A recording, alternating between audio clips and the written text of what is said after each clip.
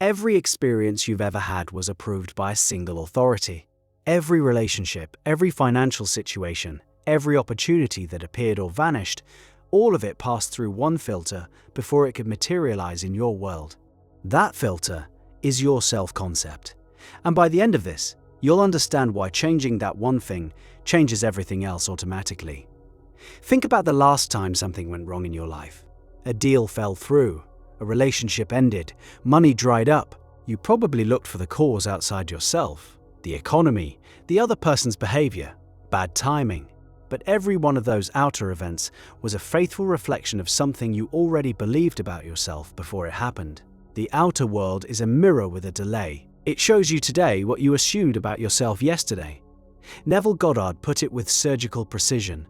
Man's chief delusion is his conviction that there are causes other than his own state of consciousness. Sit with that for a moment. Every cause you've ever assigned to your suffering, every person you blamed, every circumstance you cursed, was a secondary effect. The primary cause was always the state you were occupying internally. So what exactly is self-concept? Your self-concept is the total collection of beliefs, assumptions, and feelings you hold about who you are.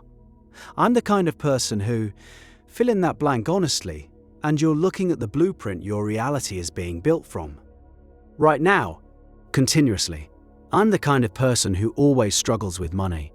I'm the kind of person who gets overlooked. These feel like observations about your life. They're instructions. Your subconscious mind receives these identity statements the way a builder receives architectural drawings. It builds exactly what the blueprint specifies. Hand it a blueprint for a 2-bedroom house and it will never produce a mansion. Hand it a self-concept rooted in lack and it will faithfully construct circumstances that confirm lack. The builder has zero interest in your preferences, it only reads the plans. This is where most people get stuck. They try to change the building while leaving the blueprint untouched. They affirm abundance while their deepest belief says, "People like me don't get to have that." They visualize success while their inner dialogue whispers, "Who are you kidding?" The subconscious hears both. It always obeys the deeper conviction. You felt this tension yourself. That moment when you're doing everything right on the surface, the affirmations, the vision boards, the gratitude journals, and yet the same patterns keep cycling back. The same type of partner, the same financial ceiling, the same glass wall between you and what you want. The techniques were sound. The blueprint underneath them was unchanged. Here's where it gets specific. Your self-concept operates across every domain of your life simultaneously. You have a financial self-concept, a romantic self-concept, a health self-concept, and they can be wildly different from each other. Someone might hold a powerful self-concept around career. I'm exceptional at what I do, and people recognize it, while carrying a collapsed self-concept around love. I'm hard to be with long-term. Watch their life, and you'll see exactly that split reflected back. Thriving professionally, struggling romantically. 2 blueprints, 2 buildings, 1 person. Which means the question worth asking is this: where in your life are things flowing, and where are they stuck? The areas that flow reveal where your self-concept is already aligned. The areas that are stuck reveal where it needs revision. The outer friction is a diagnostic tool pointing you straight to the inner assumption that's generating it. Now, revising self-concept sounds simple, and the mechanics are simple. Living it is where the real work begins. Because your current self-concept has momentum. It's been reinforced by years, sometimes decades, of evidence that your subconscious carefully selected to confirm it. Every time someone left, your subconscious filed it under C. People always leave. Every time money ran out, it filed it under C. There's never enough. The filing system is meticulous, and it will resist being reorganized. The resistance shows up as that inner voice saying, "This is delusional. Look at the facts." The facts it's pointing to are real. They happened, but they happened as effects of a prior self-concept, and using past effects to justify maintaining the cause that created them is a loop, a closed circuit. You're using yesterday's printout to program tomorrow's printer. Breaking the loop requires something Neville called living in the end. You adopt the inner state, the feelings, the assumptions, the self-talk of the person who already has what you desire. You do this before any evidence appears. This is the part that feels irrational, And that's precisely why it works. If you wait for evidence before shifting your inner state, you're asking the mirror to smile first. Mirrors reflect, they never initiate. A skeptic within the framework might argue, if self-concept creates everything, why do bad things happen to people with genuinely positive self-images? The answer requires honesty. Self-concept operates at the level of deep assumption, which is often invisible to the conscious mind. Someone can appear confident, speak positively, and still carry a subterranean belief that they deserve punishment, or that good things are temporary, or that the other shoe always drops. The conscious presentation is the paint on the walls. The self-concept is the foundation underneath the building. You can't see it from outside, but it determines whether the structure stands. This is why the inner work demands genuine excavation. You have to get quiet enough to hear what you actually believe about yourself beneath the affirmations. Meditation helps, journaling helps, but the most revealing diagnostic is your emotional reaction to the thing you want. Close your eyes and assume you already have it: the relationship, the wealth, the health, the recognition. Notice what happens in your body. If the dominant feeling is peace and naturalness, your self-concept supports it.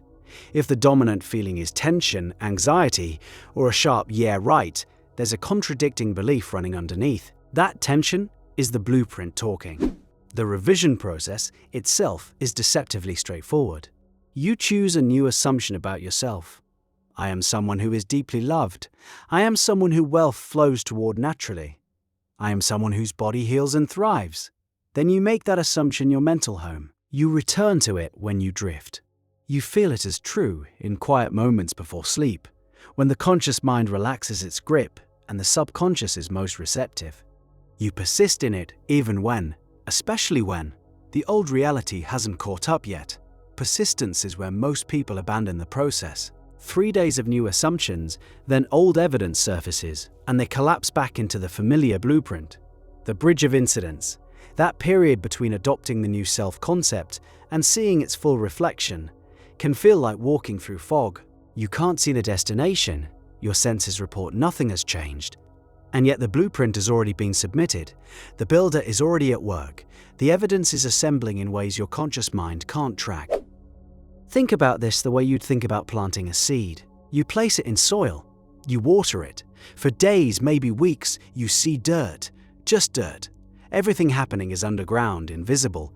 A person who digs up the seed every morning to check if it's growing will kill the process. A person who trusts the mechanics of growth, soil, water, time, will harvest. Your self-concept revision works the same way. The new assumption is the seed. Your sustained attention and feeling are the water. Time is the soil. And the harvest comes in its own season, often through events and pathways you couldn't have orchestrated consciously.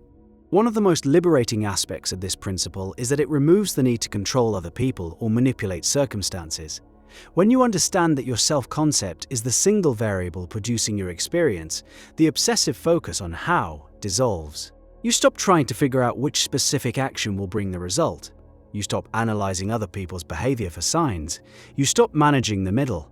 Your only job is the blueprint, the subconscious, operating through what Neville called ways you know not of, handles every detail of the construction. This also means every person in your reality is showing up in accordance with your assumptions about yourself in relation to them. The partner who is distant reflects an assumption.